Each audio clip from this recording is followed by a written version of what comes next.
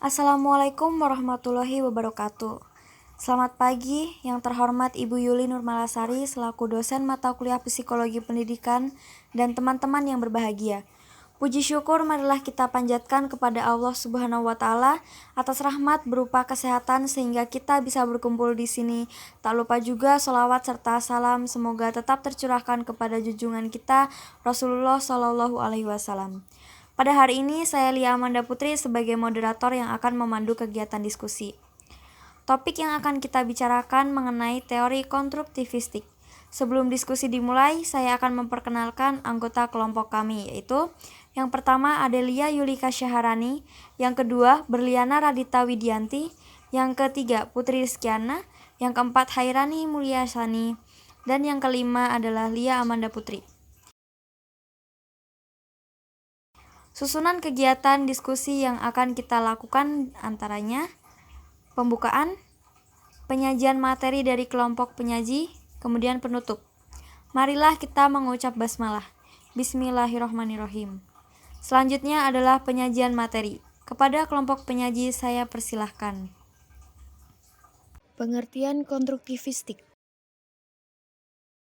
Teori pembelajaran konstruktivistik merupakan teori pembelajaran yang mengedepankan perkembangan logika dan konseptual pembelajaran, atau teori tentang bagaimana pelajar membangun pengetahuan dari pengalaman yang unik untuk setiap individu. Menurut para ahli Piaget 1971, teori konstruktivistik adalah sistem penjelasan tentang bagaimana siswa sebagai individu beradaptasi dan memperbaiki pengetahuan. Menurut Horsley dalam Isjoni 2007, model pembelajaran konstruktivistik menekankan pada pengembangan kemampuan, keterampilan, dan pemikiran siswa. Menurut Tobin dan Timmons dalam Isjoni 2007, pembelajaran yang berlandaskan pandangan konstruktivistik harus memperhatikan 4 hal, yaitu 1. Berkaitan dengan pengetahuan awal siswa. 2. Belajar melalui pengalaman. 3. Melibatkan interaksi sosial. 4. Kepahaman. Kesimpulan dari pengertian ini adalah teori ini lebih mementingkan tentang pengetahuan siswa dari pengalaman siswa tersebut untuk mengembangkan kemampuan, keterampilan, interaksi sosial, dan pemahaman pemikiran siswa. Prinsip konstruktivistik. Prinsip konstruktivistik belajar adalah proses yang aktif. Informasi dapat diberlakukan, tetapi pemahaman tidak dapat. Karena itu harus berasal dari dalam diri siswa tersebut. Konstruktivistik membutuhkan guru untuk bertindak sebagai fasilitator yang berfungsi utamanya adalah membantu siswa menjadi peserta aktif dalam pembelajaran dan membuat hubungan yang bermakna antara pengetahuan sebelumnya, pengetahuan baru, dan proses yang terlibat dalam pembelajaran. Karakteristik teori konstruktivistik. Menurut Bada dan Olisegun pada tahun 2015, dua karakteristik tampaknya menjadi pusat deskripsi konstruktivistik dari proses pembelajaran. Yang pertama yaitu masalah. Pembelajaran konstruktivis meminta siswa untuk menggunakan pengetahuan mereka untuk memecahkan masalah yang bermakna dan kompleks secara realistis. Masalah memberikan konteks bagi siswa untuk menerapkan pengetahuan mereka dan untuk mengambil kepemilikan pembelajaran mereka. Diperlukan masalah yang baik untuk merangsang eksplorasi dan refleksi yang diperlukan untuk mengkonstruksi pengetahuan. Yang kedua yaitu kolaborasi. Perspektif konstruktivis mendukung siswa belajar melalui interaksi dengan orang lain. Siswa bekerja bersama sebagai teman sebaya, menerapkan pengetahuan gabungan mereka untuk solusi masalah. Dialog yang dihasilkan dari upaya gabungan ini memberi siswa kesempatan untuk menguji dan memperbaiki pemahaman mereka dalam proses yang sedang berlangsung. Selanjutnya adalah implikasi pembelajaran model konstruktivistik. Ada 4 tahapan implikasi pembelajaran model konstruktivistik, yaitu yang pertama adalah apresiasi. Siswa didorong untuk mengemukakan pengetahuan awalnya tentang konsep yang dibahas. Kemudian, guru memancing dan memberikan pertanyaan kepada siswa. Yang kedua yaitu eksplorasi. Siswa diberi kesempatan untuk menyelidiki dan menemukan konsep melalui pengumpulan data dalam suatu kegiatan yang dirancang oleh guru kemudian berkelompok untuk mendiskusikannya. Yang ketiga yaitu diskusi dan penjelasan konsep. Siswa diberikan penjelasan dan solusi yang didasarkan dari hasil observasinya. Yang keempat, pengembangan dan aplikasi. Guru berusaha menciptakan iklim pembelajaran yang memungkinkan siswa dapat mengaplikasikan pemahaman konseptualnya. Selanjutnya ada pendekatan sosial konstruktivistik dalam pembelajaran. Pendekatan konstruktivis sosial berpusat pada peserta didik dalam keaktifan berpikir dan keterampilan dalam memecahkan sebuah masalah, sehingga membentuk kemandirian, belajar yang mandiri. Konstruktivisme sosial menekankan bahwa pembentukan ilmu pengetahuan merupakan hasil pembentukan individu bersama-sama dengan masyarakat sekitarnya.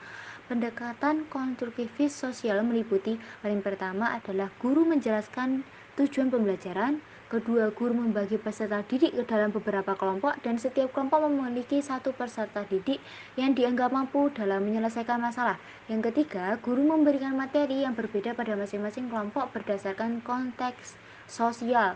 Yang keempat, peserta didik menyelesaikan permasalahan dengan bertukar pikiran dengan teman satu kelompok. Teman yang hanya diam dan tidak memahami harus dibantu oleh peserta didik yang lebih mampu. Yang kelima, seluruh peserta didik diharapkan berpartisipasi dalam diskusi kelompok. Yang keenam, guru membantu peserta didik yang belum memahami materi pembelajaran. Yang ketujuh, setiap peserta didik di dalam kelompok mengemukakan pendapatnya ketika sesi diskusi selesai untuk dibacakan pada kelompok lain. Dan yang terakhir, kelompok lain menanggapi dan memberikan masukan terhadap pekerjaan kelompok. Teknik pelaksanaan pembelajaran konstruktivistik sosial. Dalam pelaksanaan pembelajaran konstruksi sosial, terdapat 4 teknik. Yang pertama ada scaffolding, yaitu teknik mengubah dukungan sepanjang sesi pengajaran. Orang yang lebih ahli menyesuaikan jumlah bimbingan dengan kinerja murid. Scaffolding merupakan bantuan, dukungan kepada siswa dari orang yang lebih dewasa atau lebih kompeten. Yang kedua ada pelatihan kognitif atau cognitive apprenticeship, yaitu pelatihan menunjukkan pentingnya aktivitas dalam pembelajaran dan menjelaskan sifat dari pembelajaran dalam suatu konteks. Teknik ini menggunakan pembimbing yang berpengetahuan luas atau pakar untuk memberikan contoh dan evaluasi dalam belajar serta memotivasi. Fitur-fitur yang terkandung dalam model pelatihan kognitif yaitu yang pertama, siswa mengamati seorang ahli yang memberi contoh kinerja. Yang kedua, siswa menerima scaffolding konseptual. Yang ketiga, siswa mengartikulasikan pengetahuan mereka. Yang keempat, siswa merefleksikan kemajuannya.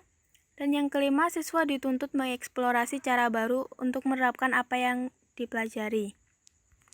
Selanjutnya, teknik yang ketiga ada tutoring. Tutoring adalah pelatihan kognitif antara pakar dengan pemula. Tutoring individual merupakan strategi yang efektif dalam membantu pembelajaran. Program tutoring individual yang dikembangkan adalah program Reading Recovery dan Success for All. Tutoring dapat dilakukan dengan teman sebaya dan lintas usia. Tutor lintas usia biasanya lebih baik dibanding tutor teman sebaya. Teknik yang terakhir yaitu cooperative learning. Pembelajaran kooperatif terjadi ketika siswa bekerja dalam kelompok untuk saling membantu dalam belajar. Pembelajaran kooperatif dapat memperbesar interdependensi dan hubungan antar siswa. Dalam kelompok, biasanya siswa mengajarkan suatu bagian yang dia pelajari kepada anggota kelompoknya. Pendekatan kooperatif antara lain Student Team Achievement Division, Jigsaw, belajar bersama, investigasi kelompok, dan penulisan kooperatif. Kelebihan teori konstruktivistik. Yang pertama, teori ini dalam proses berpikir membina pengetahuan baru, membantu siswa untuk mencari ide, menyelesaikan masalah, dan membuat keputusan.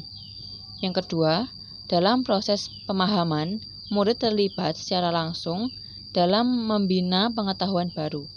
Yang ketiga, dalam proses pengingatan, siswa terlibat secara langsung dengan aktif. Mereka akan ingat lebih lama semua konsep. Yang keempat, Dalam kemahiran sosial siswa dapat dengan mudah berintegrasi dengan teman dan guru dalam membina pengetahuan baru.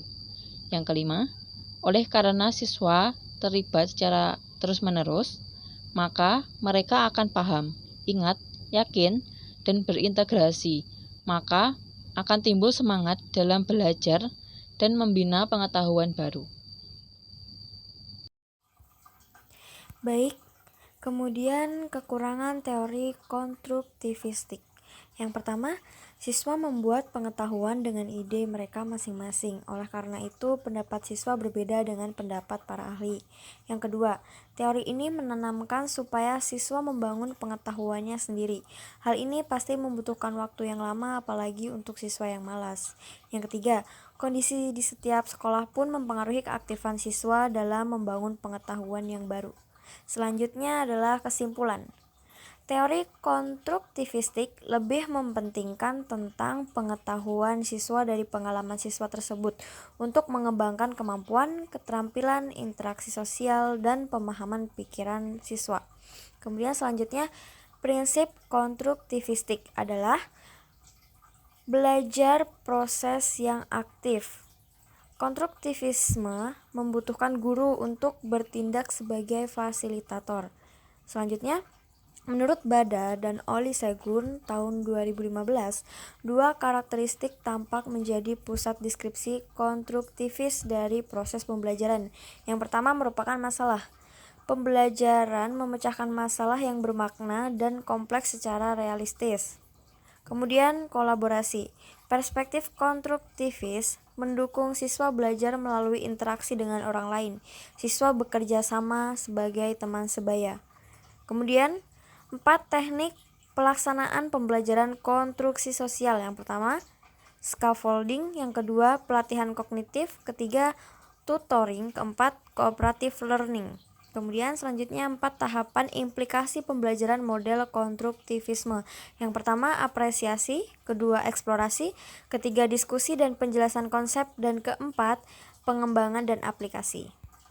Baiklah teman-teman, kita telah mendengarkan pemaparan materi dari kelompok 6. Semoga materi mengenai teori konstruktivistik ini dapat tersampaikan dengan baik. Demikian presentasi yang dapat kami sampaikan, ada kurang lebihnya kami mohon maaf. Wassalamualaikum warahmatullahi wabarakatuh.